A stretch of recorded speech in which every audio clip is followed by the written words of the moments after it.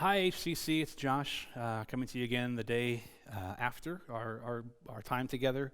I just wanted to take a second to say thanks to all of you guys who were able to engage with everything from yesterday morning. My family and I were actually not able to watch the live stream. We were with our church. We do a kind of our own live video meeting on Sunday mornings, so we were doing that. But we were able to later in the day sit down and watch the whole thing, and it was great. I love the songs, love the way that you guys do this and stay connected with each other. I wasn't sure about the speaker. He was a little bit goofy looking and didn't love everything he had to say or the way he put it together. But don't ever watch yourself on video if you can get the chance. But I do want to say thanks to everybody who did engage, and thanks to everybody who kind of interacted with some questions and comments on Facebook. And I wanted to take a minute, as I think everyone has done throughout this whole time, to just engage with that and follow up with it. So I've got a few notes here on the iPad in front of me, and I'm just going to read them and go through them and yeah, kind of follow up with it. So the first one is, and I'm just going to read this word for word: "Be still and know that I am God. His promise is to be with us. Isn't that victory enough, regardless of the circumstances or result of this trial?" That is a very good question. And I'm just going to move along because I don't have a good answer to that. No, that's not necessarily true. I don't know if this was meant to be kind of a rhetorical question and just say, hey, isn't that good enough? Or if it was like, well, is that not good enough? Either way, it's good and it's worth considering, and I do want to spend just a minute on it. I guess to answer the question, I think it is good enough, but I don't know that it often feels like it's good enough. And perhaps as we kind of look at the overall biblical narrative, and even as we look at individual stories and accounts and some of the ones that we touched on yesterday, it is, but it isn't. It's like another one of those tension kind of a things. It is good enough, and it will always be good enough, but we don't experience it as good enough. And I think the history of the people of God, I think the history of even Jesus himself would say that yes, it's good enough, but it just doesn't feel that way all the time. And it's natural, and it's the way of God's people, I guess, to sometimes say this doesn't seem good enough for us, or we don't know why it doesn't seem good enough.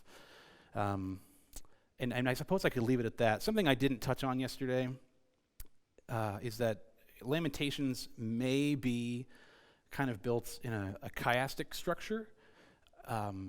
You could read people that would say that it is, and what that means is, and I'll try to be real brief, that means that the point is in the middle of the book, or the passage, essentially. So you have, for example, if you were writing a poem and it had 5 stanzas, and it was a chiasm, your first and your fifth stanza would kind of mirror each other, then your second and your fourth stanza would mirror each other, and your third stanza would be kind of the meat and potatoes of the whole thing. So it's almost like a peak that's turned on its side. So if you look at it that way, Lamentations has 5 chapters. 1 and 5 sort of tell similar things. 2 and 4 sort of tell similar things. And then chapter 3, if that's the way it was meant to be, is kind of the thing that's propped up at the peak of this, I guess. And chapter 3 is where we find the hopeful exhortation and the statements that God's mercy is new every morning, that his steadfast love never ceases, that his faithfulness is great. So I guess all that to say, it probably is good enough. But I think we would do well to also remember the climb on the top to that peak, and then the on the other side is the reality that it just doesn't seem good enough, or it doesn't feel good enough. So that's a really long-winded way of saying yes and no. It is good, it doesn't seem good, and yeah, I think at some time in my life I probably would have said, that's good enough for me. In fact, most times in my life, honestly, I would be able to say that's good enough for me. But I think I know there are certain things that might happen to me that might shake me enough to the core where I might say, I don't know about that. This is more pain than I think I'm able to withstand. And I think it's good for us to recognize that in ourselves, and perhaps to allow other people to recognize that in them as well. So thank you for that question. That's excellent, and that's a great point. And I probably didn't respond to it at all. I just talked a lot, though. The second one was this quote. I'm just going to read it because I love it. "A black hole is the ultimate physical representation of darkness. It sucks in all the light, but it doesn't destroy it. A black hole is a place where light is so condensed that we can no longer see it. there is so much God in the darkness. I think maybe that was, I should have just ripped that off, tossed out half of what I said and just read that. That's so much of what I wanted to get at, and what I think so much of Scripture gets at, is that God is still there. We just don't perceive him. We don't know how to perceive him even, I think, all the time. But it doesn't mean that he's not there. And so there is some modicum of comfort in that when you're in that ultimate darkness, and there is some grace I think we can give to one another and to ourselves when we see each other in that dark place. That, it's hard for them to see God in the midst of all this. But we all know, as Easter people, we all know that we believe he's there. We just don't always understand it. And that kind of leads me to this third one. And this actually was from my wife. She watched it with me last night. God bless her for taking an hour to see me talk on video. She gets enough of that at home. But she asked at the end, we talked about it just briefly, and she said, so are you saying we're supposed to just be comforted in the fact that Jesus is sitting there while we suffer? And I don't know that she said this, but I think it was implied that I'm kind of mad that he's not going to get up and do anything about it. And you're telling me to just be happy that he's there in the first place. And that's a good question. And that's not, I think, what I was, that's not what I wanted the takeaway to be from yesterday, I suppose. In fact, I don't think we should just be comforted in the fact that Jesus is sitting there while we suffer. I think there is some comfort to take in that, but I think in general it should inform us that before the suffering or after the suffering, during the suffering, that suffering is a part of the human experience, and suffering is a part of the Christian experience. And it was part of Jesus' experience as well. It's almost like sometimes you win and sometimes you lose. Jesus is there when you win and he's there when you lose. And one is nice and one is awful. But it's just kind of part of the whole experience of the whole thing. I hope for the people who have been through or are living in the kind of the ultimate feeling of darkness and the valley of the shadow of death, that there is some comfort to be had in that. And I'll share this story because I was thinking about this last night. Some of you know my parents. My mother passed away about 10 years ago. She and my dad were on an anniversary trip to Colorado.